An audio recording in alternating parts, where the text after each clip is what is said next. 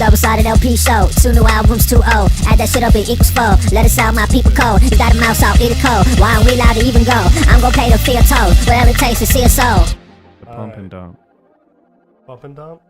Welcome back, gang. Yeah, alright. So I want to start off with something, Dylan. I love the world. That's your end. It's not supposed to be my end. It's just supposed to be my catchphrase, but I kept forgetting to say it, so I would say it at the end to make sure it was in there. Well, my catchphrase doesn't really work. It has to be at the end for you. Yeah. You couldn't say we're gonna have some homework later that will be assigned at the end. That just wouldn't work as well, you know. All right. Welcome back, everybody, to another episode of the Double-Sided LP show, featuring Michael Bright and his co-host Cofe. His lowly co-host. Which is, I think I do have on every single platform. It says lowly co-host. A little emphasis to make sure they know you're lesser than. This is charity, little bro. I'm doing charity. As far as I'm concerned, this is a tax write-off. Oh, how much could you possibly write off for this? It's nothing. Pull up the analytics, bro. No, I was gonna say pull up the image of Low Tier God, where he said, "Can I write off my rent?" You know what I'm talking about? I know what you're talking about. Yeah, he's in his recent searches. He didn't even Google it. That was on YouTube, bro. That was on YouTube? I thought it was on Google. He YouTubed it? Yeah, it was in his YouTube search history. That's insane. Half my YouTube search history is, like, me trying to find a video, so I look it up in, like, 8 different ways until I can find it. And then also Fantano, so I can get angry. I do that every once in a while. I just look at Fantano to get angry. I also have Mr. Beast on there. What are you watching, Mr. Beast on the DL? I be stroking my shit. To Mr. Beast on the DL? I looked at the recording time, and I'm allowed to say that we're good. No, you gotta like get past the censor line, yeah. Yeah. I have this will be our intro this time, Dylan. What would you go on the Mr. Beast, like he puts you in a container for a year for like $100,000? You know what I mean? Like would you go to the weird fetishistic torture he does? I think I'd do it, but I would make it so uncontentable that the video doesn't come out, but he still has to pay me because it's in a contract that I signed. Dude, listen, man, he's got enough money. He might just kill you. So be it. Inshallah, bro. You know? He got you. You tried to play the game. It's out of my control at that point. All right. Well then, Dylan, hit us with our transition, our terrible transition into the meat of the episode. See, I remember this time, I think. Okay. What have you been listening to this week?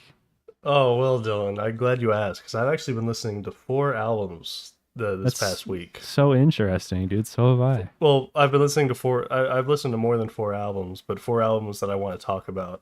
I don't want to talk about anything else other than nothing these 4 else is albums. worth like noteworthy. Yeah. No, I want to talk about these specific 4 albums that I mentioned I was going to listen to last week, but also you brought 2 of them. Yeah, well, I all were suggested listening to them. I them. think that's the word you're looking for. Yeah, I guess. Yeah. First, we have Spellings, Portrait of My Heart. There are 3 L's. There are 3 L's. Then we have Magic, Alive, a little pause there because of the comma, by McKinley Dixon. We have Robert, Orange is the New Black. And we have Anna Frango Elétrico, Little Electric Chicken Heart. All right. So starting with Spellings, Portrait of My Heart. I listened to this because of last year you listened to an album and I went and I listened to all the albums you'd listened to, and it was what's that album called? It's by like some band called like Corpus 2 or something. Show Me the Body. Yeah. So on Show Me the Body. Or wait, it was Show Me the Body. It's a band, and then it's Corpus 2. Okay, Yeah, Corpus cool, 2 cool, is the album. Yes, the song Magnum, I believe, features spelling. Correct. And that was one of my favorite songs last year. I did not do my fucking homework.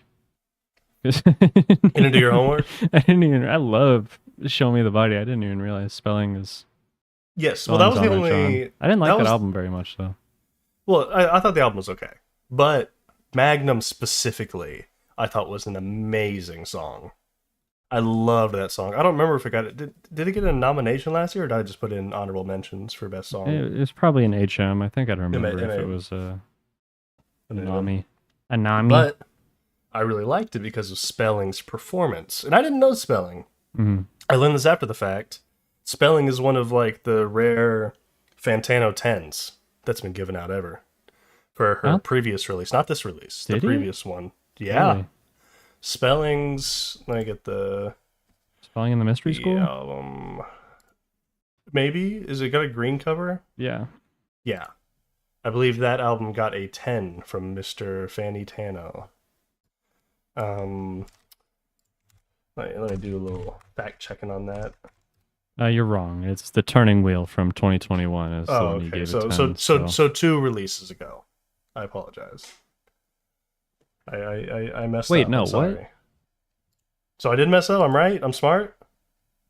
No, he gave it an 8 out of 10 though. Dude, I swear he's giving her a 10. I'm not tweaking. Right, I'm not tweaking. I'm not tweaking. I'll look. Okay. Whether or not I'm tweaking is up for debate, but I'm pretty sure that this is a highly regarded artist that I'm just unfamiliar with. And this is the only album I've listened to.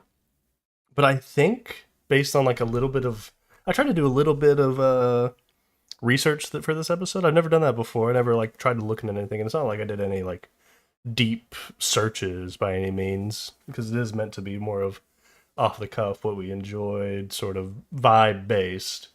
But I learned that like I don't think Spelling makes this kind of music usually.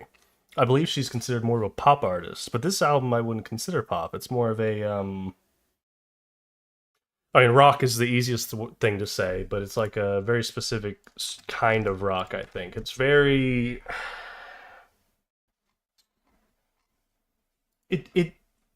art rock. I see a review here referring to it as art rock. Art pop, progressive pop, baroque pop, art rock, chamber pop. What's chamber pop, man? I hear chamber pop a lot. It's one of those like pretentious ass fake genres. Is it? I hear it all the time, and I'm like, I don't know what that means. It's like I just don't know what the chamber means. It doesn't give me an idea. They're doing it in a orchestra hall. I don't know. Oh, see. Whenever I think chamber, I guess that makes more sense. For some reason, I was thinking more of like a chamber orchestra. I was thinking more like a dungeon. Maybe not. But even then, I'm pretty sure in old-timey times that the chamber was like your bedroom. So I don't even think it fits. Regardless. Yeah, alternative rock, pop rock, art rock, post-punk revival. That's what I was definitely thinking. Was like it's like a brighter kind of post-punk type deal, right? Yeah. And yeah, I was incredibly impressed with this album. I'm surprised by that, to be honest. Really? I don't know. It doesn't seem your vibe, I guess. Huh. Interesting. I don't know. I think I've definitely been trying to get more into modern rock, and I've been surprised by how impressed I've been. Like, last year, unfortunately, I don't know why the fuck I didn't, in all honesty. Because, like, from the whole point of the show is to, like, sort of separate this whole how everyone reviews albums with objectivity instead of subjectivity. You know, it's supposed to be our favorites. Exactly. But if I gun to your head, usually you can kind of think of like, oh well, from an objective point of view, these are probably the best. Blah blah blah. Last year, Jack White released like one of the top 3 albums, and it was a rock album. So it kind of made me go, oh, like rock is still like kicking. It's different, but I don't know. Rock's always been kind of all over the place. Any decade you take. So I realized I need to sort of get more into that, and her performance on Magnum on the Show Me the Body project, I was like, I want to check out whatever she's doing this year. And I want to say the song I heard was the opening track / title track, Portrait of My Heart. And I was like, oh shit. It ebbs and flows in a very beautiful way. Her vocal styling is very unique as well. It's very captivating the way she sings, you know? It's I don't know quite how to describe it because it's one of those voices where it's not like she's like, you know, take like Adele, where she has like just a factually beautiful voice. You know, The Weeknd has a factually beautiful voice. They sound like angels came down and gave them those voices. But her voice, her vocal performance has a certain amount of rawness that I really, really like. And it's not like she's a bad singer. Like, it's not like I'm comparing her to these great singers in a way to downgrade her. I'm trying to hype up her vocals because I do think that she is making the best use out of how she sounds. She's not trying to replicate someone else. She found her voice and she's using it to make the best styling of music possible with the way she sounds. But to be fair, I'm also coming at this from a weird angle because I don't know her previous work. Like I said, I read that like her other stuff is just straight up pop music. Like great pop music, like higher art pop music. But like this is definitely, from what I read anyway, a very strange turn for spelling. You know? Yeah. What did you think about it? I'm gonna be honest, gang. This one was not for me. It didn't get you. I understand the appeal, don't get me wrong. She's an awesome voice. But it felt a little like Disney movie-y. Wow. Okay. In my opinion. That's baffling. Like I could see where you may not like it. She has an excellent voice, but you just got some fucking like dumbass playing a 4/4 on like a fucking hi-hat for like the entire album. It was kind of driving me crazy, I'll be honest. No, like no problems with her voice at all. It's just the instrumentals were killing me, man. You didn't like the instrumentals? No. Like I said, describing the first track, there's a lot of songs where like the way the instrumentals ebb and flow and like come in and come out, I really liked. It made it feel like much more of a journey. I get it. I mean, don't get me wrong, I get it. Yeah. It just this is the subjectivity versus objectivity. Like objectively, this is a great album, but just I don't see myself coming back to it. Yeah. Yeah, you know, that's fair. That's fair. Yeah. All right. Listen, admittedly I had seen on our little document that you'd given it I think I gave it like a 6.5 or something. I think you gave it a 5, bro. Okay. You gave it a 5.5. I was trying to be nice. And listen, I'm just personally, no. Yeah, I don't see myself coming back to this. Yeah, I don't know. I mean, I guess obviously I didn't necessarily expect you to be like, oh, this is my album of the year, but I didn't expect you to be quite so harsh on it. And obviously, I'm a fucking asshole, dude. I'm a dick. You are honestly, dude. How did Fantano do better than you this time, huh? He gave it an 8. How'd you let him beat you? That's a way better score. He did give the 2021 a 10, by the way. Yeah, no, I checked as well because you never answered my question. It was because you were talking, jackass. That's fair. Yeah, I don't know. To be fair, the first time I listened to it, I thought it was okay, but the more I've listened to it, it's grown on me a lot. That's fair. And, like, I mean, I liked it, and then I liked it a lot more as time went on. I think I could, on a few more listens, come to enjoy some aspects of this, but maybe I'm in the wrong for not wanting to do that. I don't know. Yeah, not giving it that time. Yeah. That's right. Well, it's not, whatever. I definitely want to check out her other music, considering it's nothing like this. It's that definitely intrigues me because, and to me, she sounded very natural on this, so I didn't think it was anything unusual. I haven't listened to it yet, but like, didn't Miley Cyrus release like a rock record earlier this year? Dude, you're asking the wrong fucking guy. I think she released like a dance rock electronic album that's supposed to actually be really good. Like everyone's like, wait, how did Miley Cyrus release a good album? You know what I mean? Like it's kind of like a big deal from my understanding. So, if I heard that from Miley Cyrus, I definitely would be surprised. But spelling sounded so natural on this. I just thought this was her genre until like yesterday or the day before, whenever I was looking at reviews online, and everyone was like, way different than what she usually makes, but it's awesome. And I was like, what? She made pop music? I do wonder what kind of pop. Like, are we talking Charlie pop? Are we talking Billy pop? What are we talking? I don't know. I really like it. It's a beautiful journey, like over a Red Sea. I really like the album cover. I think it gives you a pretty good feel, because I saw one review I really liked where it said that it transports you to like another world, but it's not like a bizarre, crazy world. It's a very human, natural world, but it is her world.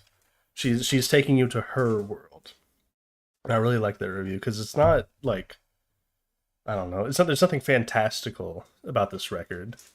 It's not, experimental in the sense of like, just an easy example is like Deltron 3030, where it's taking you to this like crazy futuristic, dystopia type deal. That's a journey to a world unlike our own. But this is a journey to our world, but just a different perspective, a different feel, a different tint over the lens. Yeah, I don't know. I mean, that's probably the end of my review. If you got nothing else to say, you could go ahead and give your. Not so much. You go. Wait, who goes first? We've never had a set rate for that. Okay, well, you go first while I think on it. Okay.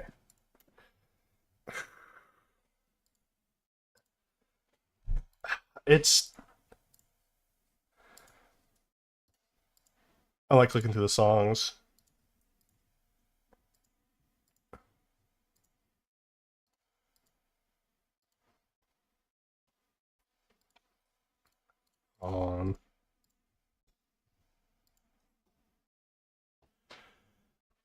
It's tough. There's a lot of songs in here I really like. I mean, Mount Analog, Ammunition. Her vocal performance of Destiny Arrives is phenomenal.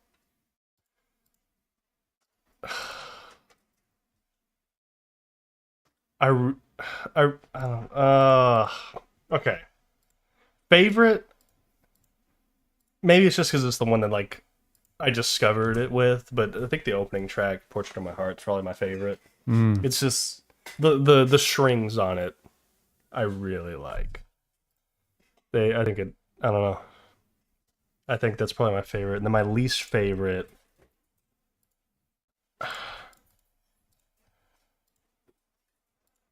I was gonna give it to Satisfaction, but the guitar solo on Satisfaction I really like. Maybe Drain. Even then, I like that song. I don't know. It's another one of those ones where I don't dislike any of the songs, so it's hard to give that least favorite out.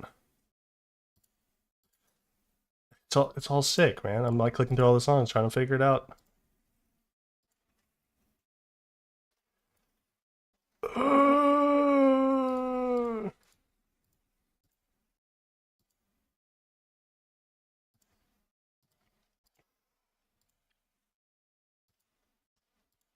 You know what? I'm gonna give my least favorite to Sometimes. These are my official picks. My favorite, Portrait of My Heart, the opener, and my least favorite is Sometimes, the closer. Interesting. And again, not a bad song. This is one of those ones where it's a hard pick, but I don't know. It's the one that definitely I want to sing along with the least. It's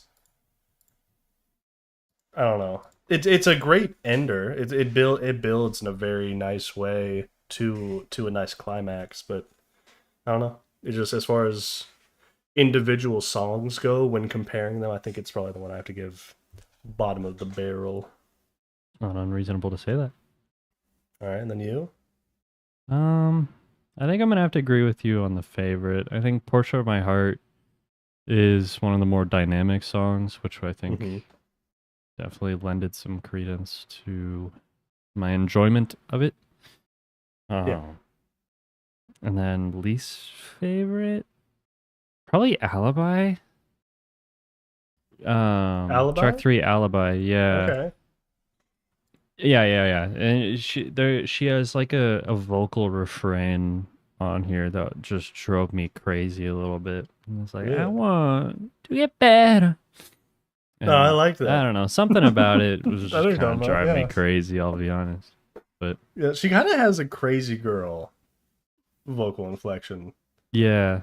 Did you ever like consume any Harry Potter media? You know Luna Lovegood? Yeah, I do. She gives it's those vibes. And I Right. never watched the movie, so maybe she's portrayed differently, but it's like kind of a crazy fangirl type. Like yeah. a crazy fangirl voice actress Mhm. in a cartoon. If that makes any sense. I feel like her voice almost No, it fits doesn't. that. But it's okay, gang. I tried. It's how I feel. I'm speaking my truth, and I won't be silenced. Dude, the woke. The woke are trying to silence me from They're making they're trying to comparisons. kill you, dude. You gotta buy a gun and go to your Oh my local God. government, your city council building, Oh, because the woke is gonna get you. the woke's gonna get me unless I kill Unless someone. I kill my mayor. This is a Alright. joke. There's no legal pretense for these. It's a joke for me. Dylan is making plans. He sent them to me the other day, which I think makes me been there, done that, also- man. I'm not trying to. I don't Alright. need that. All right, on to the next pick. Okay, moving on now. Which is one you brought to the table. Yes. So I'll let you introduce it. McKinley Dixon's Magic, Alive. Mm-hmm. A recent-ish release, I guess, came out last month. In a way, a sequel to his 2023 album, Beloved Paradise Jazz, which is easily top 5 albums of 2023, in my opinion. One, and I hinted at this last time, one that I had suggested to you. And you're such a horrible fucking friend, so I suggested it to you.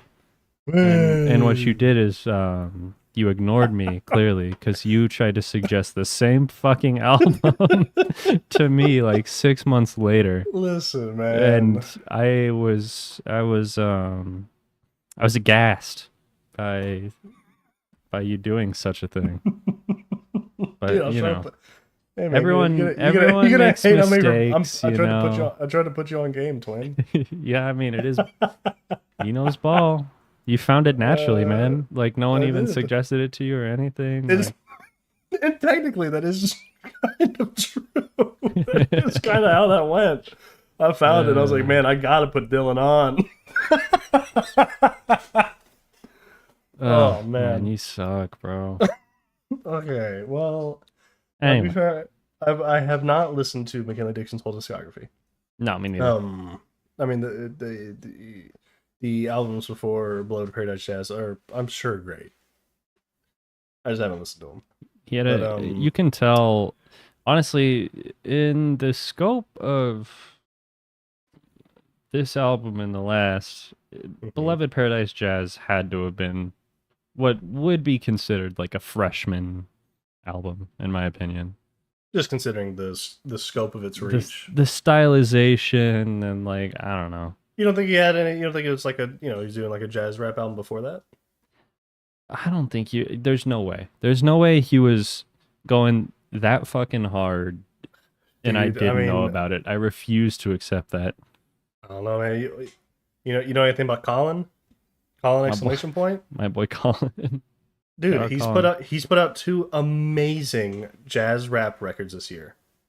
And I'm not seeing any recognition for him. It doesn't matter how good of music you put out. But I will say it's awesome that he got that recognition with his previous release. It's 100% deserved. But it is just, it's just music, how it works. You gotta, it is definitely, there's a large bit of luck to it, which is fine, I mean, there's nothing, beneficial or negative towards McKinley Dixon for getting that, like, spark where people noticed Beloved Paradise Jazz. I'm glad it did. He deserves it. Because with this record, this is his first record as a full-time musician, from my understanding. See, there you go. Yeah, it's great. I want success for everyone. And this is one of those ones where, like, the success is doubly deserved. You know what I mean? Did you say you love the world? Even? Whoa. Wait a minute. Say that again. Say that again. Yeah, no, I mean, listen, man. This is. I'm gonna come out with a bold take. Okay. I think this is better than Beloved Paradise Jazz. I don't think that's like a crazy thing to say. You don't think? No. I thought it was one of those situations where. Well, Beloved Paradise Jazz, at least for me, left me just wanting more. That shit was short as fuck. It was very It just short. made me want more. Yeah. And this is more. This is abundance. You know? Yes, this is that, but more there's more of it now. More helpings. Refined, for sure. Like, I get what you're saying. Yeah, I don't know. It's just I definitely like listen. It was definitely like you're listening to Beloved Paradise Jazz, and I was like, man, this is killer because there's nothing like it. But now that there's something else like it, I'm like, well, this is better. It's better. He did it better this time. And I think it's cool because I don't know. It's in my eyes, I thought maybe it'd be a crazier take because there's that thing where you sort of idolize something. It's like I don't know. There's that thing where like everyone has like a certain what's the word? They prefer like the thing that made them, enjoy an artist, and that's like their first thing they got into it. That's their 10 out of 10 for that artist. And I think people kind of get in a mindset where nothing can be better than that. Because if an artist changes or something, it's no longer the artist you fell in love with that specific album. I think that's why you see a lot of the time there's that like that freshman or debut sort of preference within fans where it's like, yeah, I like their first record, but everything else just not as good. They never hit that peak again. Whenever theoretically they made an artistically better album. Weezer comes to mind. Their first album is obviously the album that everyone loves. Pinkerton's also up there. People love Pinkerton. But on average, the most like favorited Weezer album is their debut, which I get. It's phenomenal. But like from an artistic standpoint, there's some arguably better records in the discography. Right. But it's just, it's nostalgia is a powerful drug. It is. And whenever that's like your thing, if somebody changes or if it's not quite what you're wanting, I think people unjustly review things. So I was kind of worried this was going to happen here because people love Beloved Paradise Jazz. Mm-hmm. I love it. But no, listen, I do too. It's still like a 10 out of 10 beautiful record, but this is like 10 out of 10 for me. This is 10 and a half, or 11 out of 10. This is a like last week we were talking about the Billy Woods release, and that's going to be that's going to be a very important record. Yes. And this is one of those, I think. Maybe I do wonder if it's going to be one of those ones where like you Google best albums of 2025. I don't know if this is going to come up because does Beloved Paradise Jazz come up when you look at best albums of 2023? I don't know. Probably. You think? You think Probably, Google? You think Google puts it on there? I mean, maybe not Google, but like rate your music. No, that's what I mean. I'm talking about like specifically Google because the Billy Woods project I think will come up.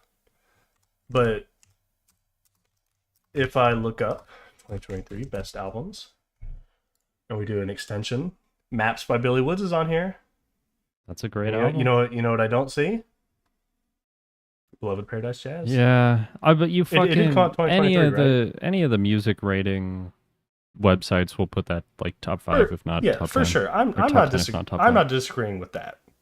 I'm just saying there's like a certain level of importance as well within like the world, you know. I mean, like when you look up the 2023 Lana Del Rey's "Did You Know There's a Tunnel Under Ocean Boulevard," that's on there. One, because I haven't listened to it, but I assume it's great. But it's also sort of more of a cultural landmark because so many people liked it. Beloved Paradise Jazz got love from critics and like music nerds, but like the average person wasn't jamming it, correct? I mean, it wasn't like you didn't go up to your buddy and be like, "Man, did you hear that Beloved Paradise Jazz, John?" They'd be like, "What the hell are you talking about?" I did. You did? You were hitting buddies with that? You didn't do that in 2023. No, I did at the beginning of 2024 though. That's fair. That's more fair. But if you did, they weren't like, "Oh, I heard that," you know. No. But like on average, if I went up to a group of 50 people and I was like, "Hey, did you hear the Paramore This Is Why?" You know, some of them would go, "Oh yeah, I heard that. It was great."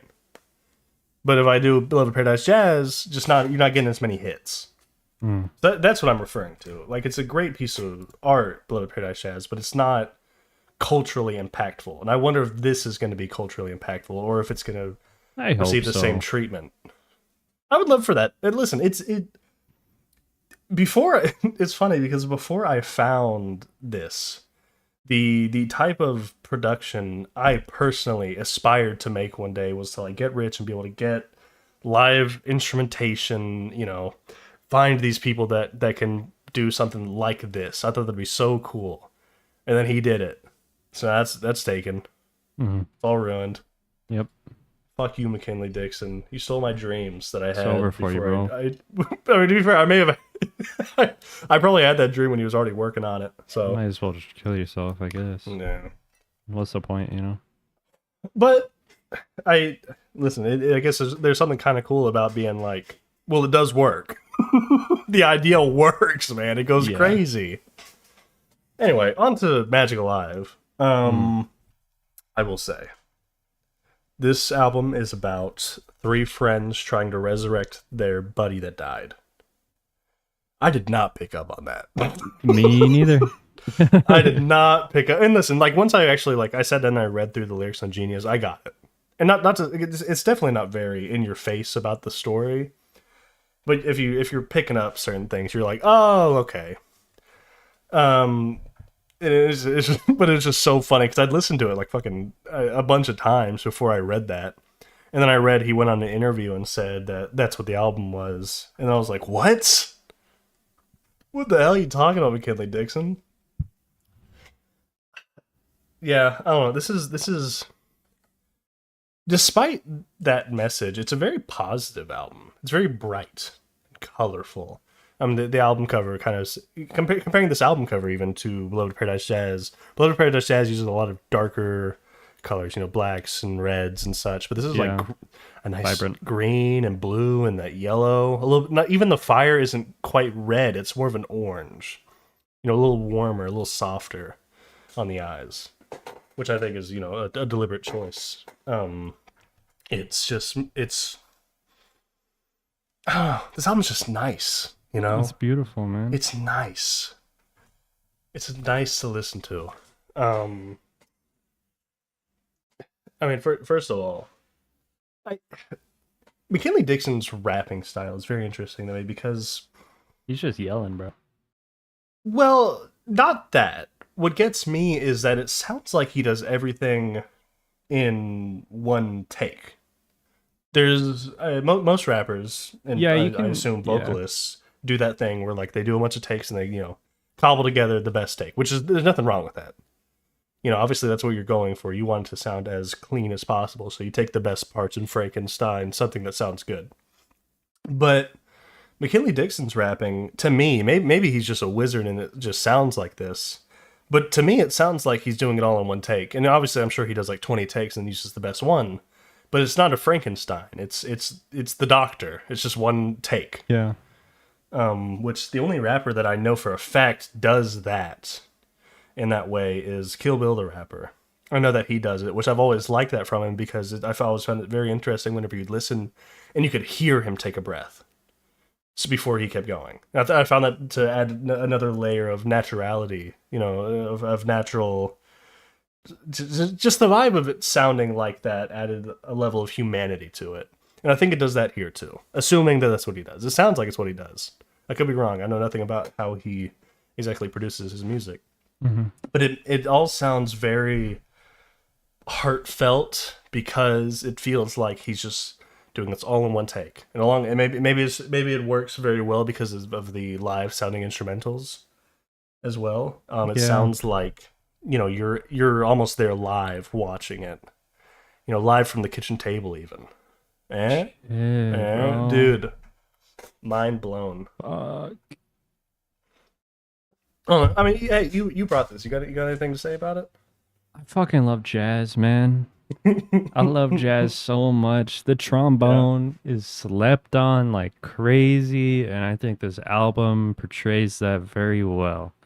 It's a very vibrant instrument. It's sloppy. It's human. It's a human instrument. A piano has notes. You touch the key, you have notes. A trombone, there's no defined key press, for lack of a better word. It's a slide, and you can feel the human in it. And there's a lot of trombone instrumentation in this, in particular, that I adore. This is a recurring theme. The standing bass. I'm such a slut for that shit, man. I'm such a slut for that shit. One thing I noticed a lot of the time was like bass crack. lines. It's like crack, dude. Listen. One thing, two things that, and I'm not going to give him credit for this, that I like to do in my production when possible is live sounding drums and a very distinct bass.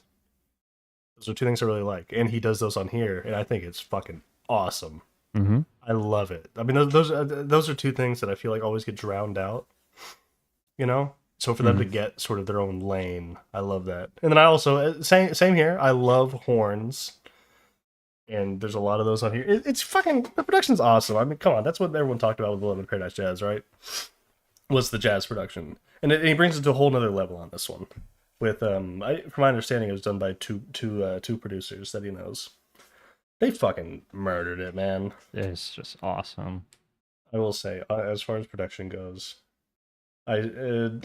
since the day this single fucking released, the bass line that is sampled or interpolated one or the other on Sugar Water is killing me. I have genuinely shared it with like multiple music friends or nerds that I know whenever I get a chance. I talked to my girlfriend about it for like over an hour. She plays standing bass in a jazz ensemble, very experienced and learned instrumentalist, and we couldn't do it. We couldn't find it. Dude, but it's killing so me, man. fucking familiar. My only thing is I feel like it's got to be New York rap, 90s rap. That's the only thing I got. It's just that vibe because they were very much more into the. Well, they jazz probably stuff sampled than, it like, too, West Coast. man. It's possible. Think about it. It's possible, but that's where I would know it from. I think is whatever it'd come from there. Maybe I don't know, man. It bugs me. It bugs me. Listen. I'm this fucking close to emailing that producer. I found. Do it, man. I've had it saved. I've had one of the producer's emails saved in my phone. Dude, let's get him on. Let's get him on the show. Yeah. Let's get him on next week and be like, hey, so what's that bass line from? And then he All right, tells us, and thanks. we're like, all right, thank you. That's it. Yeah. I think that'd be good. It'd go kind of hard. All right, thanks. Bye. Thanks. I thought you guys wanted it. We don't even let him finish his sentence. Kick Cut him off. out of the Discord. All right, now for our 4 albums this week. Yeah. And I've talked about how McKinley Dixon's performance is. I also want to highlight that his writing is awesome. It's a very poetic writing style, which I adore. It's very visual based. But I wanted to say that all the features on this project are fucking great. It's just beautiful. I mean, in my eyes, Taylor Banks in particular murders every song he's on. Gaius Guevara. We both like Gaius Guevara. He kills his track. I think you like Quale Chris, right? I don't know him too I well. do like Quality Chris a lot. I think he does great. I love Ice Cold Bishop. I love Pink Sifu on it. I love. What does Alfred do? I do love the world. What does Alfred do on that one track, Crooked Stick? I don't know, man. He's on there. I'm sure he does fucking phenomenal. And then the final track, could have been different, featuring Blue, is so tracks 1 through 10 all feel very connected, right? And they're all telling this one specific sort of story. Even though I didn't understand what the story was for a long time, they all felt very connected with a tissue that maybe I didn't completely understand, but there was that connection there. But track 11 is very interesting because it's disconnected from everything else, and it's sort of a retrospection, which I don't think the rest of it is. The rest of it may have nostalgia to it, maybe talking about his past or something, but could have been different is very unique, and there's a very deliberate choice in having the Blue feature on it, because from my understanding on the track, Blue was one of McKinley Dixon's heroes growing up. And it's sort of like, it's almost like a look onto what he may become as Blue. Which I want to say, Blue released a rap album this year called 40. Fucking great album. I gotta listen And to this that. I like Blue. Yeah, no, it was a very, very good album. Yeah, I just sort of wanted to mention that because I find it very interesting to have such a retrospective track on, as you were saying, almost theoretically his second album, his second day studio album in a sense, because people kind of separate the before and after for studio. Right. This feels like the second studio album, and to have sort of a retrospective track on that is very interesting to me because it feels early in the career. But McKinley Dixon isn't a young man, correct? He's probably about 30. I don't think so. I think he's a little older. Yeah, he's 29. So it's interesting because there's always that discussion nowadays about how older rappers are kind of the ones running the game. Because it used back in the day, it was like a 19-year-old rapper that would be killing the game. But nowadays, like, McKinley Dixon is 29. JID's fucking, I think, 57 or something. Yeah, I think he's around there. Maybe 80. All like the kind of top of their games right now are kind of older, and it's just intriguing. And I wonder if it's because we're sort of in a growing point where we're not sure where we're going or what. I don't know yet. I find it interesting. But I love that he obviously stuck with music, and it's all paid off because he's making great fucking pieces of art. I mean, I'm 22, and I'm like, a deadbeat. when do I let it go? You're looking in the mirror, bro. Every morning you're like, today's the fucking day. Yeah. One day it will be. Anyway, you got anything else you want to say about this record? I don't know. I adore this, man. Yeah, it's another one of those ones where we've kind of screwed ourselves the past like 2-3 weeks or whatever, where we've talked about like damn near perfect albums. Heaters. Because it's almost just hard to say anything. They're just fucking every single aspect of this album is fucking top notch. Does exactly what he was going for. Yeah. All right, well, then I guess you want to do your favorite. Don't favorite? make me do it. Yeah. No way. There's 11 kids lined up, and you gotta shoot one in the head, and then give one of them like a chocolate bar. Fuck, man. I mean, do you have yours? Like, do I get a second to say goodbye to these children? I do have mine because I knew it'd be hard, so I'd already thought about it pretty hard earlier today, and now I do think that this is kind of a crazy pick. Okay. For favorite. And maybe I'm wrong, but I definitely don't think it's like the obvious pick. But it's the song I've definitely come back to the most. And even here I'm looking, and it's the least streamed song, at least on SoundCloud. I can't speak for other services. But my favorite's recitative. featuring Teller Banks. Oh, that one's good. That was a single, I believe. I think so, but it's even then, it's still the least streamed song. It's crazy. Yeah. I love the switch on it. First of all, the first half's great. It has a beautiful, like, sort of ethereal sense with this beautiful. He's laying this beautiful poetry down, and then it sort of the drums build up, and then it sort of dies out, and then you hear the slow, like, sort of like the bass drums kicking in, and the bass kicks. And then there's sort of the beginning break where it's just really the drums and the bass, and he's rapping, and he's got a lot more aggression than he did in the first half. And then the instrumentals explode, and then like the fucking distorted guitar comes in, and Teller Banks goes off on that. He's on a lot. Lasts a minute. No, he's not. He's on a on- lot of these tracks. He's on 2. What am I talking about? I thought His he was on presence 3. is Is he on felt 2? throughout. Yeah. I thought I could have swore he was on 3. Is he not on? Is he not on Run? Run. No. 3. The fuck? I'm tweaking.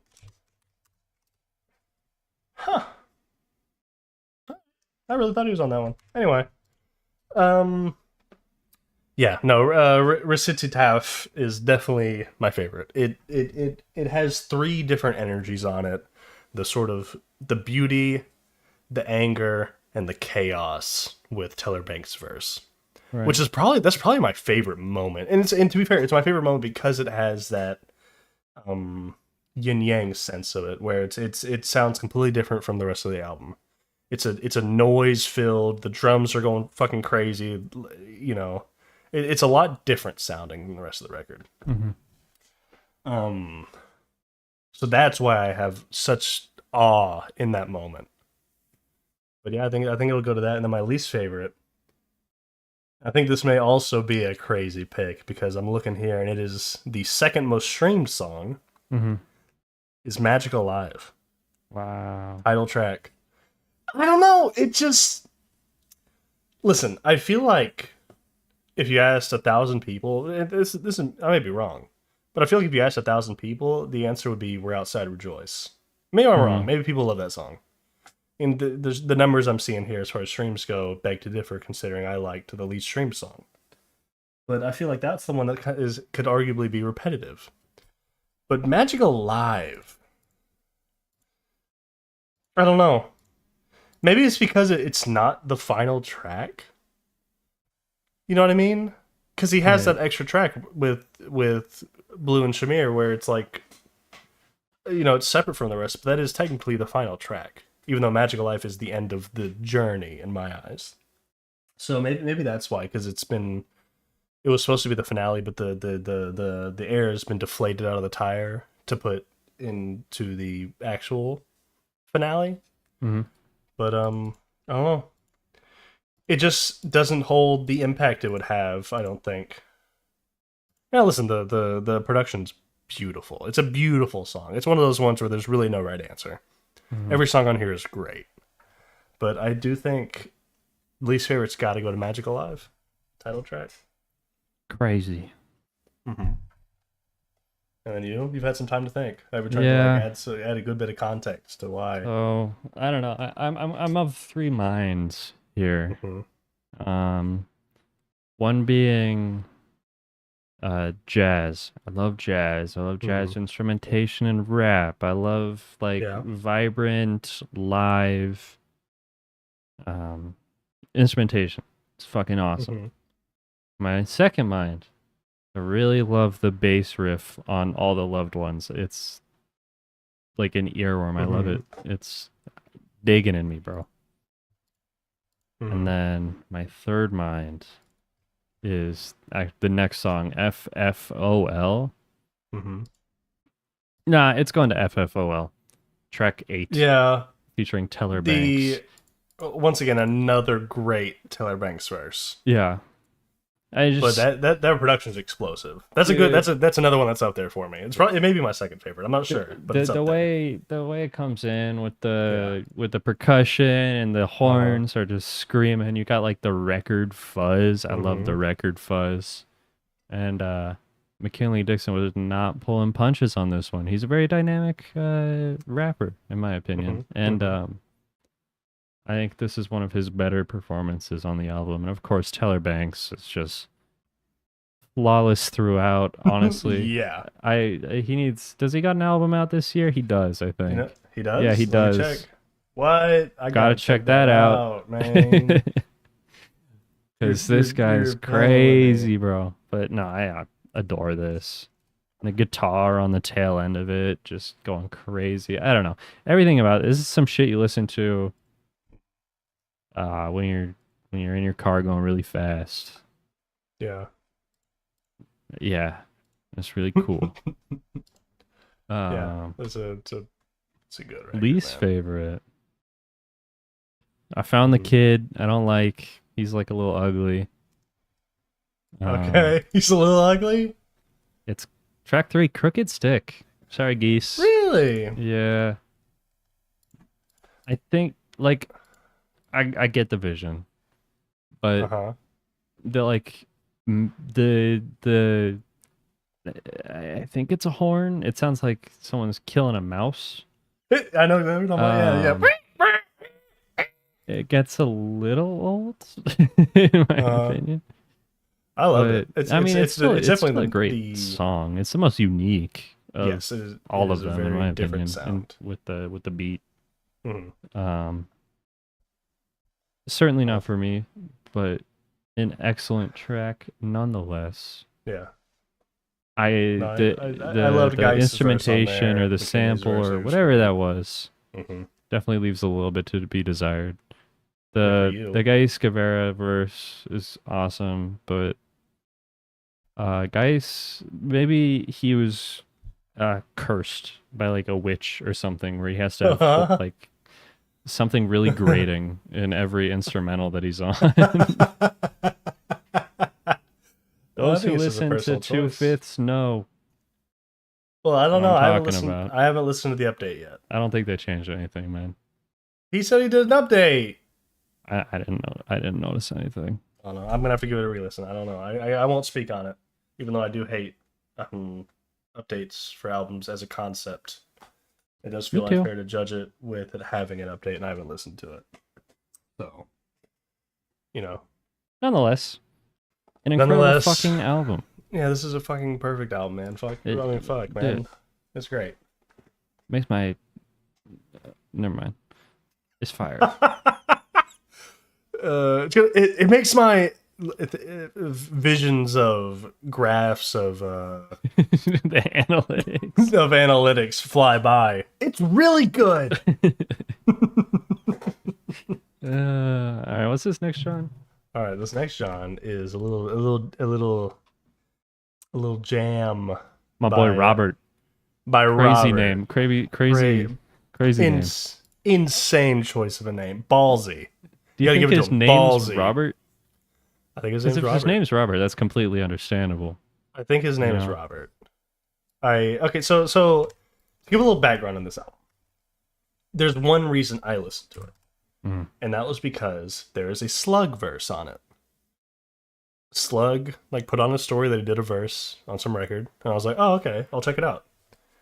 And this is back in what year this released? 2023? Two? Okay. Yeah. It released then, and it was kind of hard to find, especially when it first came out. Like looking for it day of. You look up Robert Orange is the New Black. The TV show's coming up. Yeah. It was tough. Even when you look for it now, it's kind of hard to. There a dude named Robert on that, John? I don't remember.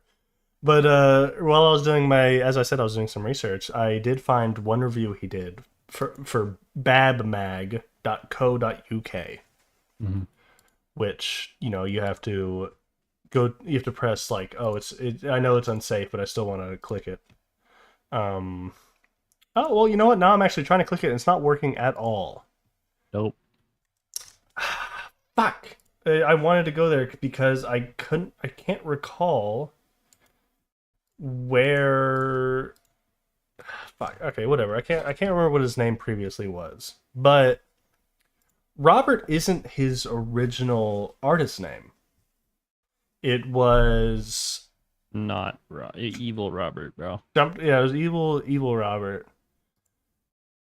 Hold on, wait. I found something. What? I'm sorry. We're learning some even crazier stuff. Oh shit, dude. Listen, I lost my mind for half a second. Okay, I read a line that said "produced by the Purist" in parentheses. Action Bronson, MF Doom, Freddie Gibbs. And obviously that means that the Purist produced for those people, right? Yeah. Dude, I thought it was like a super trio, a super Dude, production crazy. trio where Action Bronson, MF Doom, and Freddie Gibbs were just making tracks for other dudes to rap Imagine. on. And I was like, what the fuck? But this makes a lot more sense. The producer that's definitely much more connected to this is Sonny Jim, who I don't know very well. I kind of got a little beef because he's doing a project with Homeboy Sandman. One of my goats. I love Homeboy Sandman, and just doing a little research. Sonny Jim is a big AI cover kind of guy, and it sucks because Homeboy Sandman doesn't seem to be stopping him as far as that's concerned. But whatever, it's on this. Obviously, he didn't do any of that. It's all his production. But anywho, the album takes its title from two places: the prison-based HBO series, which obviously, and then more obscurely, the life of controversial Indian spiritual leader Bhagwan Sri Raknesh, aka Osho. Robert found Osho's work in the prison library, and it struck a chord with him, helping him find a stillness in a world of violence and chaos. Which, I do think that this record, it does sound like that. Yeah. It is. I think I sort of compared it to Billy Wood's release last week, maybe a little bit. It's similar in the vibe, but it's a different take on that vibe. Does that make any sense? I get it. The production on this is very desolate.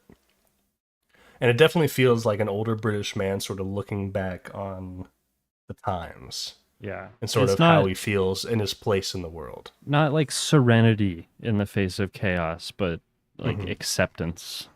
Yes. Dude, I'm trying to find... Maybe it's kind of hard to do the research while I'm talking. But he used to go by a different name. He'd retired to some extent. And he came back under a new name of Robert, which listen, man, I maybe would have at least put like the last name on there too. Nah.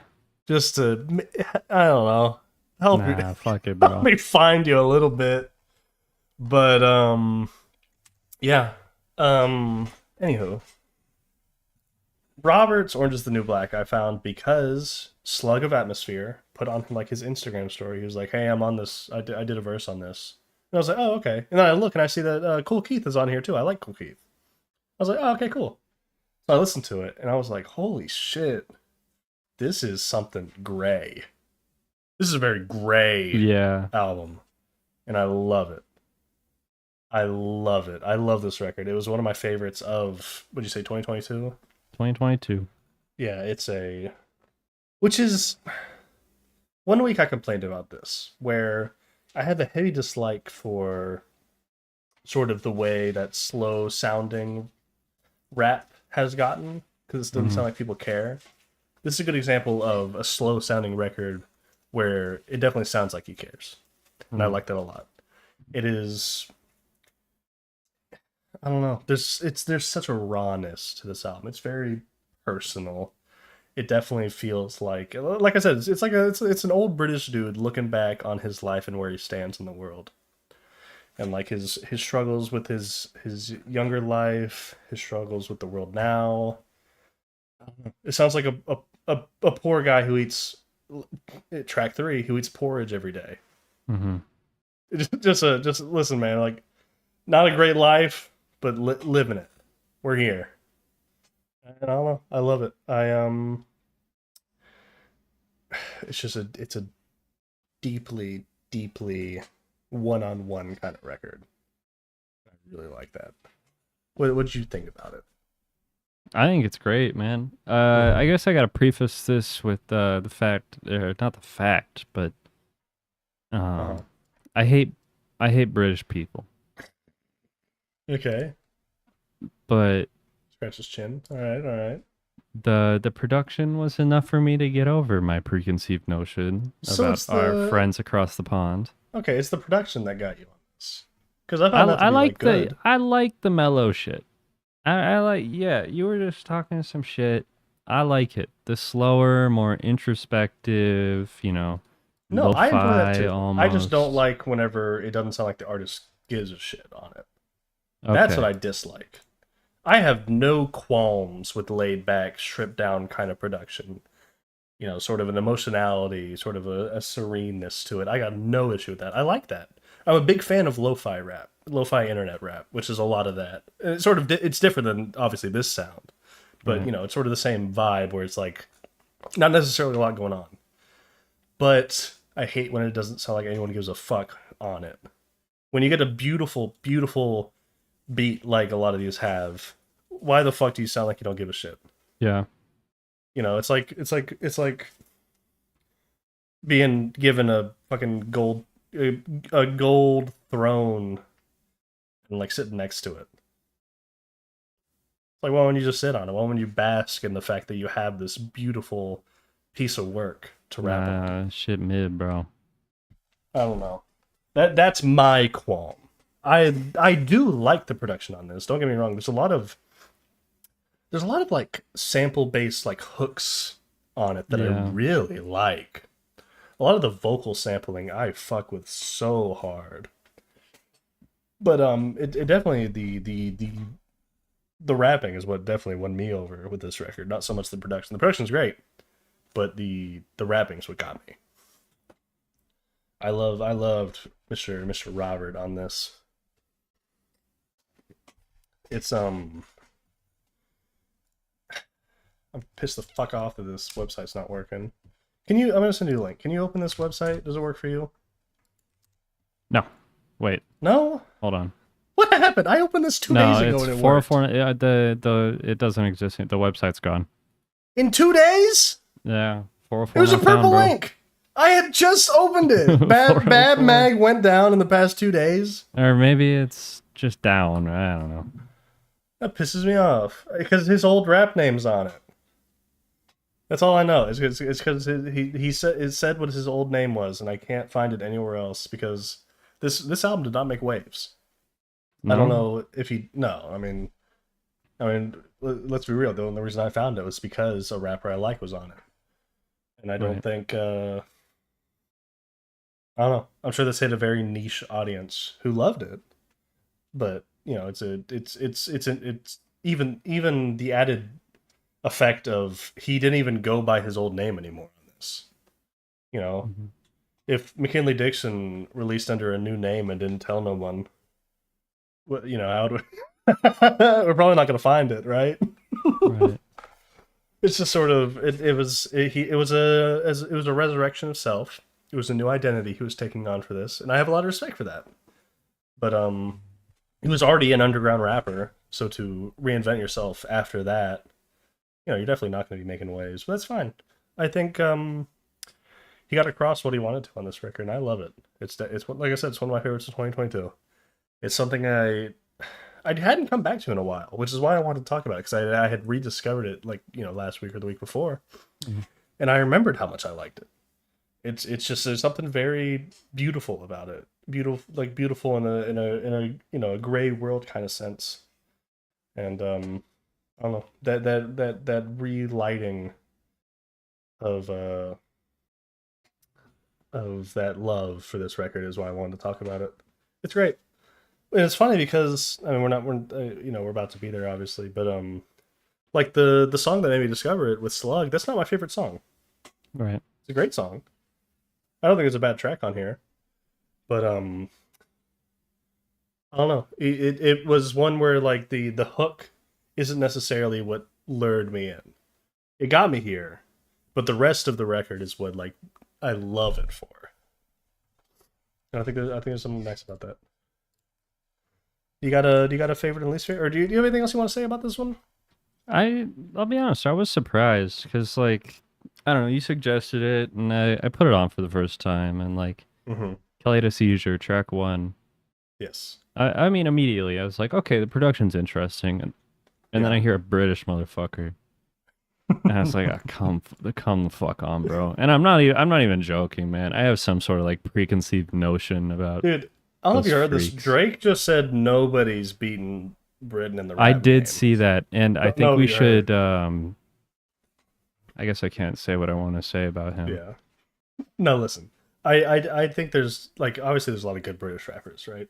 I have no qualms with that. Most but to of make them, that though? claim is insane. It's like saying Ian deserves to be on the freshman list, bro. Yeah. Britain It's can just- have him. Send him over. Oh. Dude. Yeah. No, hey, buddy. Actually, you know what? Fuck you. What's MF Doom, huh? He's a New Yorker. No.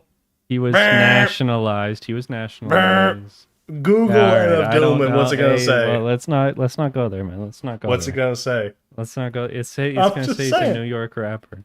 It says British Oh, American rapper. It's not real, bro. It's not Sorry, buddy. fucking real. No, listen. I one thing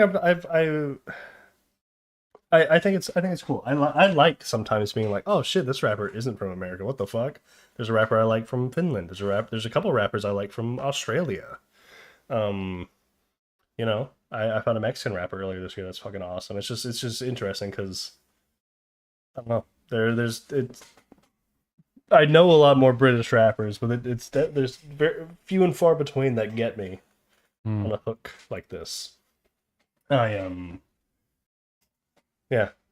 So listen, unlike you, I had no qualms about this being a British record. Fuck them British people, bro. But As after you got past him being British, then Yeah, it's a great John. Mhm. Favorite and least favorite though, that's gonna be tough. I think my favorite's definitely Lil Green Bags, track 6. Good I one. got a good bass riff, live percussion, a synthetic keyboard plucking the keys a little bit. The delivery is the same as every other song. I don't know, but I like it. But Yeah. I mean, no comment on that. Certainly my favorite. The least favorite might just have to be the one right after that, track 7, No Cooperation. No cooperation. Okay. I like the sample. I love the feature on that one. I think it's the sample. The guitar that sounds like a guy talking over the radio. Yeah, it's very filtered. Yeah. I think I just don't like Jason Williamson. No, That's the problem. The feature's great. Hey, listen, it See, is that's much what more I British. Don't It like is much more- exactly. It is much more British. It's a much more British That's my feature. point. Hey, mate, we got Hey, I got beans on my toast on this track. You know, it's definitely much more. Let's go get Funny. some fucking mushy peas. It's a much funnier British accent. Some on that one. fucking bangers and mash. Well, no, it kind of. This is like a bizarre pick or comparison, maybe, but it kind of reminded me of fucking Damon Albarn. A little bit. why? I don't know. He's sort of like a. an electric British voice, and I think Jason Williamson had a similar tone like that, where it's a British voice, but it's like it's almost cartoonish. I think that's why I fucked with it. I think there's like a little elevated sense in that. I love it. I think it's like maybe I only like it because it's kind of funny, but I do Right. quite like Jason Williamson on that song. One more thing, I guess, before I send this off to you. Why is track 9 Becky, the last song on the album, on this album? It What do you sounds mean? nothing like the rest of the That's the album. weird pick, because no cooperation as to what sounds like. It doesn't sound like the rest of the album to me. It's much more groovy. I guess it's like a closing track, and maybe there's some Yeah. meaning behind it, but everything else is so like lo-fi, sample drums, like super sample heavy, and then you just got like a lady singing with a acoustic Fuck guitar. you, dude. That's a sample, bitch. Is it? Yeah. It sounds very natural, but it is a sample. I read That's it one crazy. time that it's a sample from some song. I don't know. Dude, egg on my face. Yeah. And I could be completely wrong, but I'm 99% sure it's a sample. Egg on your face. There's egg on someone's face. We don't know who. It's like a Schrodinger's cat or whatever. Schrodinger's egg. We don't know. We don't know who's got the egg until we Google. I'm not Googling it, bro. I'm not. I'm not Googling. I don't want egg on my face. I don't want to kill the egg. Agree to disagree. No. All right. So, my favorite track, and I will say, Kelly had a Caesar is close because I really like. I don't know. It's a very clean sound. I really like Cool Kate's verse, but the pick I gotta go with is Poor Rich. The production is so good on that track, and I think I just gotta accept the fact that I love a build up, man. Yeah. The build up No. to, from the drums building up around like 2 minutes and 10 seconds, Mhm. and then the drums come in for the rest of the track. It's just, I don't know. Open my eyes and see with hope, and then it builds up with some more of the production near the end. I don't know. It's just the way that song builds. I love it. That's definitely my favorite track. My least favorite.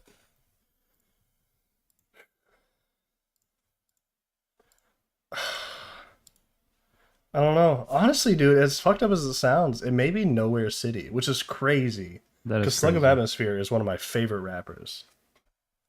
Or I don't know. That's fair. I don't think I particularly like adored that track. Yeah. I think it's just it's a fine track. Yeah. The hook's real nice. I like the hook. Took my heart from my city. I really like that. But the verses don't really do it for me, and the production's not that interesting. So I think that's why. Not that it's a bad track. Again, in my eyes, we're going through a very nice week where there's no picks where I'm like, I don't like that song on any of the albums we've talked about this week. All four are completely quaint and have a pretty damn near fine line of how good they are. It's not, there's no fluctuations really. It's very like pretty damn good all the way throughout. And there's another pick where it's just one's got to go, and if one's got to go, it's going to be Nowhere City for me. It's not unreasonable to say that. And that brings us to our final little pick, which you picked, Yes. which is Little Electric Chicken Heart by Ana Frango Elétrico. Mhm. A Mhm. Brazilian singer-songwriter, multi-instrumentalist. Yes. Banger. Yeah. Banger. Released back in 2019, our oldest pick 2019? here. Unk pick, bro. Yeah, dude, our 2019 our was ancient 3 pick. years. 3 years Dude. ago. our ancient fucking pick. We gotta pick up the pace on these old picks, bro. We're like two new albums too old, but then like our too old is like, yeah. So this released like last year. I just want to talk about it. Hey, fuck it, dude. This is old. Uh, What do you want?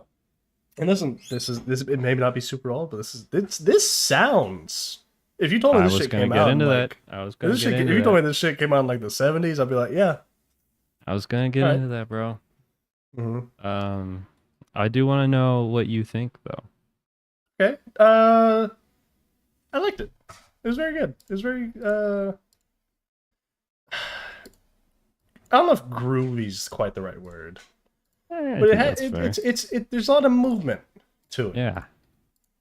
You know, it's it gives me a lot of flavors of different areas. Like there's a bit of dance, there's a bit of, you know, pop, there's a bit of cafe, jazz. It's a lot of different flavors mixed in. So in each track, obviously, whenever we're dealing with a foreign pick like this, right?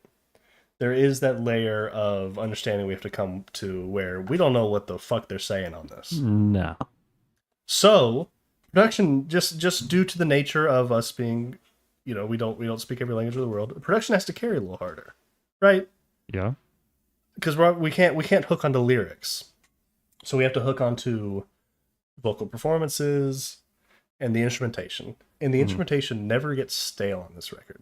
No. They're all very unique from each other, but it doesn't sound like a sample platter. They say it's a cohesive project for sure. No It samples. doesn't sound like a bunch. Come It on. doesn't sound like a bunch of no, a sampler platter in the sense that like. Oh, never mind. I know what you're saying. Yeah, no, like some labels will do that, right? Well, like technically, Jack Boys, which came out recently, that's supposed to be like a sampler platter, Jack and where Boys. it's like, yeah, where it's like, hey, check out our label or like our group. Yeah. But you know, in that sense, we got 18 Travis Scott songs, 8 Don Toliver, and then like 1 of each other guy, maybe if they're lucky. And you know. This isn't a sampler platter by any means, where it's like it's showing off all the different sounds they can get. It's a cohesive project, but just they have a natural ability to explore all these sounds. It's hard to pin down, which I think is nice. It's not very obviously one thing or another. It's a nice mixture of all these beautiful types of music. Let me just say, with the comments about instrumentation, their voice is beautifully dynamic throughout. Mm-hmm. And I don't know, it's ear candy, bro. Someone who has that kind of range is just like all over the place is awesome, dude. Dude, I'm mad as fuck right now. I just opened up the genres and guess what chamber pops in here? What the fuck does that mean? What is chamber? Were we Is that gonna were be we an recording? ongoing thing, man? Were we recording when I complained about that? I think it was before don't we started know. recording, where we were talking about some other record and it said chamber pop, and it's like, what the fuck is chamber pop? Who knows? There's no description. We'll never know. description. Whatever. Yeah, sorry. This is a chamber pop record, by the way. Right. And it's also MPB. What the fuck is MPB? It's a Brazilian. It's that is a Portuguese abbreviation. It's like Musica something Brasilia. Okay, that makes sense. Jazz pop, psychedelic pop, samba jazz, jazz rock. Sure. Yeah. Those all are adequate, but there's like fucking 20 other things you could put on here, I feel. Yeah. Like I forget what song it is, but there's one that kind of gives me disco vibes. You know what I mean? Like dance. What track are you?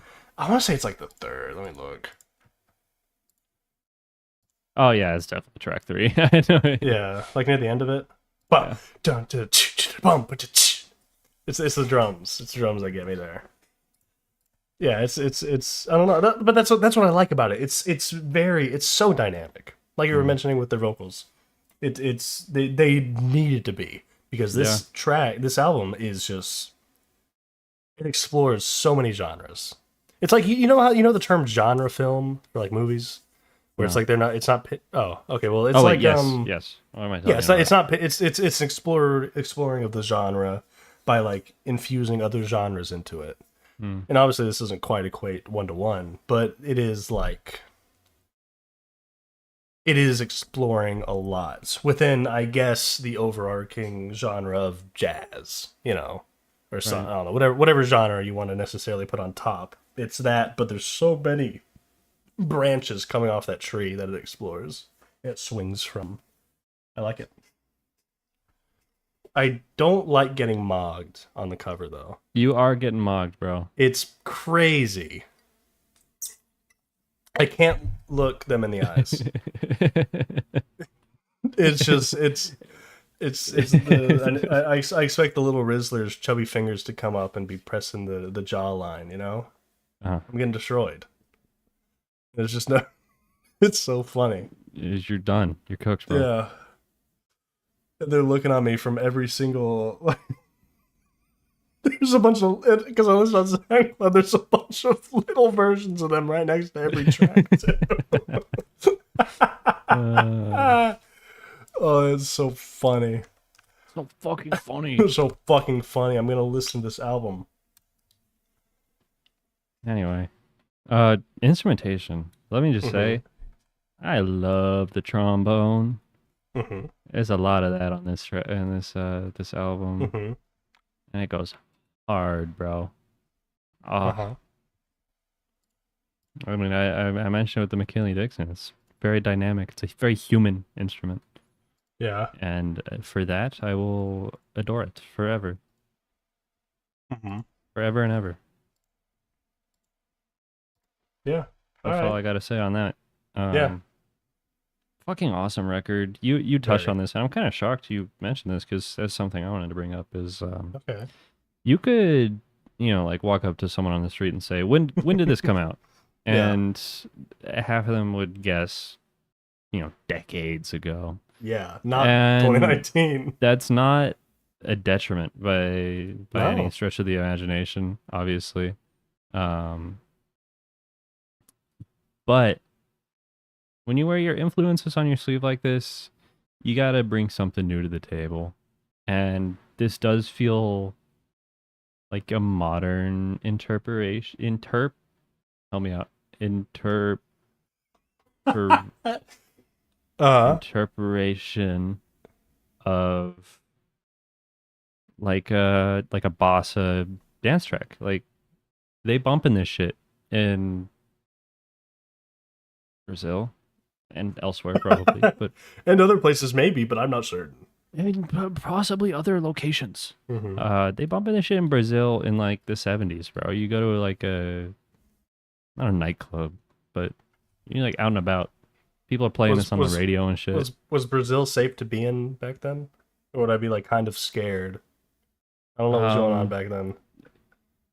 I don't know. Are you racist? No, but I don't know. Down there, I just figured there's got to be some sort of I think if you're evil just thing going on. if you're charitable to people, people will be charitable to you. That's my approach to life. no evil cartels running about. No, you Being propped up by the CIA. a smile and a handshake, Okay. and I think you're chilling probably. All right, that's nice. I I speak mean, from a place of ignorance. I don't know much about Brazil in the 1970s. I think they were doing pretty good. I can't remember. Let's not get too political here, but I'm mistaken. I think it was 1970s. I think it was Brazil that elected a socialist, and the CIA did in fact prop up a fascist dictator. Yes, military. I don't know if that was in the 70s. Was it? Okay, yeah. So I'm not wrong in that assessment. In Brazil came up. Yeah. Oh, it's so funny. Okay. I mean, classic. So that's what I'm It's a saying. I might classic. be a little scared. There's a lot But going on at this time. But you're an American. Just say you're from the CIA, and they'll treat you really good. We're just say I'm Catholic, dude. 92% of people were Catholic at the time. Well, yeah, they got the big Holy Jesus. moly. Yeah, dude. Oh, dude. Imagine listening to this next to Big Jesus. Do you think Big Jesus is rocking with this shit? He'd probably like it. I agree. I I don't hope so. think I don't think he'd have any issue with it. He seems like a chill guy. Yeah, it's Big Jesus. He's trying to give you a hug. Mm-hmm. He's like, where my hug at? Where my hug at? Human right violations. Ooh. Yeah, don't think too hard about what we as a country did to South America in the 20th century. Not even as a country, like a couple of fruit companies did to Yeah. Central America. Like Dole. Dude, we gotta get these bananas no matter the cost. I will commit genocide for 50 cents off of a banana, bro. Ah, dude, I was worried. Hold on, dude. I was worried I was gonna be like talking out my ass. I was gonna compare this at times to May Simone's, who we talked about previously, and I Uh-huh. was worried it was just gonna be me seeming uncultured. But you go to rate your music, or Are they sorry, friends? I'm on album of the year. No, but you may also like May Simone's is there, Fair enough. so I'm not completely foolish. They do have similar notes at times, in good ways. All the best parts. Wow. Yeah, I don't know. Do you want to do you have anything more to say, or do you want to move on to favorites and least favorites? I think that's all I got. I adore this Okay. record. It's Very it's good. it's like cute. It's quaint, you know? Mm-hmm. It is. The It- vocal inflection on these songs. It's just like Mhm. you can hear the smile on their voice, you know? Mhm. I think that's really cool. It is. But banger. Like I was listening to this on my way home from work, preparing for this conversation, and Mm-hmm. I went around the block another time, you know? Mhm. I wanted to hear more. Let it rock. I adore it. I adore it. Yeah. You got a favorite and least favorite? I mean, I do obviously. Right. The favorite's pretty easy. Is Chocolate. what?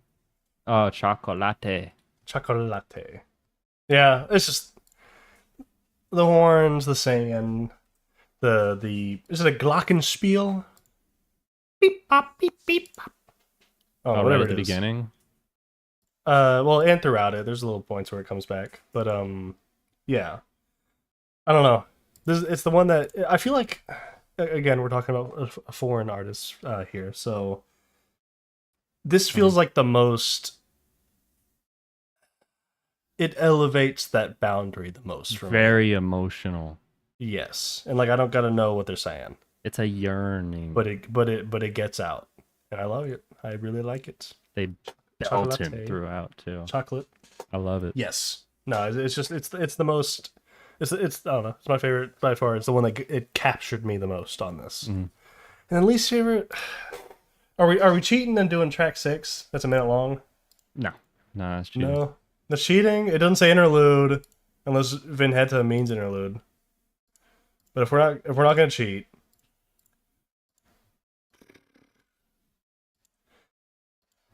um, tough if I'm not allowed to cheat. It Cheating means makes it easier. vignette. I googled So it. not It means quite. vignette. So not quite No. interlude. Not quite. All right. Well, if you're gonna grab me by the balls and squeeze them, and I'll let me pick that. I might go with the second track. Even though I do like it a lot. Interesting. I do like it a lot. Don't get me wrong. Again, it's one of those ones. Like I said earlier, every track this month I think is really good. Every record is damn near a straight line as far as the consistency and the quality of each track on them go. So for me, again, it's another tough choice, but I guess I'd have to go with track 2. I just, other than their singing, I feel like the rest of it doesn't capture me as much. Mm-hmm. That's fair. So I think that's all it comes down to. I loved it. This one's got a trombone, don't it? Yeah, I do. Bum, bum, bum, bum, bum, bum. I love this song. Mm-hmm. It's a great song. It's the one I got to go with if I got to go with something. And I'm not allowed to cheat, even though it shouldn't be cheating because it's not an interlude. Whatever. Yeah, whatever, bro. What about you? Eat your heart out. For me, I'm going with you with the chocolate. This one's been a playlist staple for a very long time. I adore that song, dude. It's a banger. It is. The vocal inflection is beautiful. Trombone doing a little gliss thing. Mm-hmm. Oh, and it just builds and builds and builds. And then it ends. It just fades out. I like that. It's like a pop song from the 80s where they just don't know how to end that shit. They just have the sound engineer turn it down a little bit. I don't know. I think you touched on everything I love about this this song. Least favorite. Yeah. Probably Tem Certeza, track 4. Track 4. They just put like a fucking ska song in here. It feels kind of out of place. Like it's fun, and like I love every song on this album. No, I think I quite liked it. I loved the guitar on it. It's fun. It Yeah, feels just a do Baby It's Like little Ska. out of place. I mean, gun to my head, I'm choosing this one. I just I don't come back to this one. No, I love the guitar on it. Couldn't be me. Couldn't be me. Just knowing my heart of hearts. Yeah, Pinheada's getting the cut here. Cray. It's just. That's What do you mean Cray. Cray? It's a minute long and it has like it's like 4 strums of the guitar. I hate Come you, on. dude. I do not think that should be a bonkers take. Whatever, All man. right. Anyway, so that brings us to the end, or I forget if I do that part before or after we bring the next 4, but that brings us to the end of episode 5. It brings us to the end of episode 5 of the double-sided LP show. 2 new albums, too old. Speaking of 2 new albums and too old, we have to Fire bring- transition. Speaking of 2 new albums and too old, we do need to bring new picks for next week. And for those picks, we need 2 new albums and too old. Right. And I think I got what I'm going with. I definitely have my old, Please go. but obviously we got to start with the new. And I think for my new, this is the one I've sort of buckled about with a little harder. But you know what? I think I'm gonna keep us going with another rock record. And I'm honestly, dude, picking this one for you. Maybe I'm wrong, but I think you'll fuck with this one. It's a little foreign pick. I believe I always forget. Is it Norwegian? I think it's a Norwegian pick. Let me do a check. Yes, it's a Norwegian post-hardcore / noise rock album. It is Soft Spot by Hunting Barna. It's explosive. It's a great record. I'm picking this one for you, Twin, because I think you'll fuck with it. Wow, gang. Thank you. I think you'll fuck with it quite heavily. Wow, thanks, gang. And then for your new pick, It was only a matter of time before one of us brought this, I think. I think for my new one, Okay. I'm bringing in Forever How Long by Black Country New Road. okay, Yeah. yeah. It's kind of difficult to say this is even by Black Country New Road, considering half They have the a new people lineup every time. yeah. Yeah. But all that to say, this album fucks, man. Mhm. It's does. my girl boss, my girly pop girl boss pick. It's a good one at that.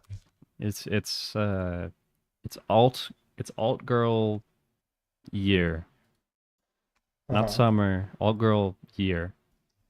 Okay. Um, Yet you shit on spelling. That's all yeah, I rock. did. My old one. I'm trying to think how pretentious. I Well, wanna hold be. on, motherfucker. I gotta do Oh, my old right. pick. I thought you did bitch. them both. I'm sorry. That's not how it works. It's not one new album, I'm one old, one new album, one old. It's 2 new albums, 2 old. Okay, bro. So for my old pick, this is going to sound fucked up and maybe that I'm lying, but I had already had this in place, like as my choice, hand on the Bible, Mm-hmm. before the event happened. The event. Black Sabbath by Black Sabbath. Oh, okay. We're talking about Ozzy Osbourne's death. Yes, I had, first of all, I want to say I a had good no one. hand in that. No? No. I listen, this is one of my favorite. Well, thanks for clarifying. I'd say this is one of my favorite albums. I love the debut album by Black Sabbath called Black Sabbath. It's I don't know. The first time I heard it, I was like, whoa. And honestly, sometimes when I go back to it, I still kind of get that whoa. Like it hits a very unique note. Maybe it's Right. also within because you listen within the context of when it released. It's for how old it is. You're kind of like, wow, he was kind of moving different. He's sliding on Prime the Ozzy ops. Prime Ozzy Osbourne biting bats, biting their heads off and shit. I thought that was fake. I don't know. I Honestly. believe that was not a thing that happened. But it may have. For it to be for people for motherfuckers to have to believed it. He was on some shit, True. But I remember I was like, I saw that he died, and I was like, oh fuck. Well, now it's gonna look like I'm like baiting. Mm-hmm. Like look like I don't know. I didn't want it to look like anything bad. But I really did like. This was my pick, and I'd already had it prepared because I'd gotten back into it recently, and he died, and I was like, damn, I'll never get to hear this. Ozzy Osbourne will never get to know that the Double Sided LP show Dude, he would have been such a fan. loves him. He would have loved this. Dude, Ozzy would have loved this show. Yeah. Fuck all the other members, dude. We're not gonna talk we will not know their names probably. Nope. And then for your old pick, You said maybe we need to get a little older. how old is it? And 4 years old. You were the oldest album ever. Oh, I Dude, lost damn it. near. There we go. Damn near for this show. You were the oldest album pick ever. And you almost definitely heard this. I bring to the Okay. table The Far Side's Lab Cabin, California. Alright, I Unk definitely ain't heard this one. Um, No disrespect to Farside, I like them. I haven't really listened to their albums much. This John Fire. And the Mhm. reason I brought this to the table is because the collaboration, despite no credits given anywhere, a lot of the beats on this John are done by Jay Dilla, one of my favorite producers ever. Wow, dude, what an underground pick. Sorry. Hey, fuck No, you, man. the reason I'm actually excited to listen to this is because Fat Lip's a member, and I like Fat Lip. I also like Booty Brown. I don't know Amani and Slime Kid. No, Slim Kid 3. I don't really know them very well. But Fat Lip go hard, and Booty Brown pretty cool. I don't think we And own obviously J Dilla huge. J Dilla's huge. I don't know, dude. I mean, I know Fat Lip. Fat Lip's kind of a goated old pick, I think. I don't think Amani and Slim Kid 3 did much after this. No, From probably my not. understanding, anywho, maybe I am uneducated, but I believe he's a Far Side guy. And even then, I'm pretty sure like Fat Lip and Booty Brown are also known for the Far Side. But I just so happened to have listened to a Fat Lip solo record, and I think I've seen Booty Brown around. I've heard him on this album. Dude, hashtag true. Good True. look. Give this man a true. Truth nuke. Whenever you look at the Far Side, if you look at record labels, they were signed to 2 records, it seems. One called Delicious Vinyl, and then Burger Records. Burger Records. Burger. Yeah, I like what Fat Fuck was like. I'm making a new company. What should I call it? Burger. I love burger. Call it burger. Call it burger because I like to eat burger. Me like burger. Mm-hmm. Yeah, so you did pick this because you just discovered Farside, right? From that 1999 Write the Future collaboration they did. Yeah. So I love 1999 Write the Future. That's you And told I me saw there was multiple this times feat- that's your this, favorite group. This feature, this underground like rap Mhm. rap group called The Yeah. Far Side. So I checked out their stuff and it was pretty alright. You know? It's pretty cool of 1999 I mean, Write the it's- Future to give Yeah. sort of a shout out to It's no nobodies. 1999 Write the Future, but Oh, of it's course. okay. Of course. God, I hate that group so much. I don't hate them because I still don't know what the fuck it is. I don't I know think what that's 1999 Write what the they're Future going is. for, and it makes me angry. Yeah, it definitely feels engineered in a bad way. I actually did really like the Far Side record they did. I thought it was pretty. I mean, it's like 3 songs or something, but Yeah. they were a cute couple tracks. I had completely forgotten about it. I Mhm. blocked it out of my mind, I guess. It's not very memorable. It's short, and it's like it's nothing. It's a nothing burger. Truth nuke. Truth nuke. All right. Well, with that, we have our 4 picks for next week. And Looks like okay, we got yeah. some homework to do, buddy.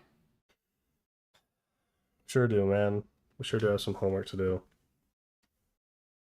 With that, this is the end. It's over now. Say your line. I already said it. I'm not saying it again. Say it again. No. Do the roar. I love the world. That's my rule. Wow.